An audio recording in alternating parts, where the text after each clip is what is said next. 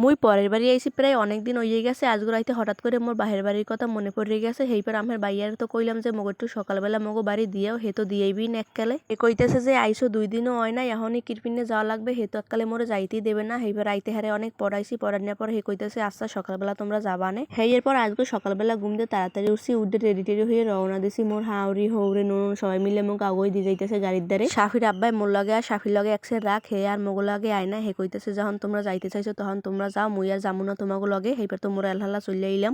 হেইয়ের পর বাজারে আইছি, বাজারের মধ্যে গিয়ে হেবার একটা দোকানের মধ্যে ঢুকলাম, সাফি লগে কিছু কেনাকাটা করবো হেইয়ের পিন্নে। কয়দিন ধরে জোলার মতো গরম পড়া দেছে, মোর পোলাই আবার গরম সইতে পারে না। হেই লগে ভাবলাম যে হিন্দে কত নিমে লইয়া যাই ওর লগে। এই দোকানটায় ছোট গুড়াগাড়ার অনেক সুন্দর সুন্দর জামা কাপড় আছে। মোরা সবসময় সাফানের লগে এই দোকানটায় দিয়ে জামা কাপড় কিনি। হেইবার কতটি হিন্দে নিমে লইছি, হেইবার দেখি যে কতটি প্যান আইছে নতুন নতুন। এরপর মুই আবার এখান দিয়ে কতটি প্যান বাঁচতেছি যে কোনগুলা সাফানের লগে নেওয়া যায়। এখানে দেখতে কিন্তু মাশাআল্লাহ অনেক সুন্দরই লাগতেছে প্যানগুলো। হেইবার হিন্দে কতটি প্যান নিছি, প্যান নিয়ে বাড়ির দিকে রওনা দিছি।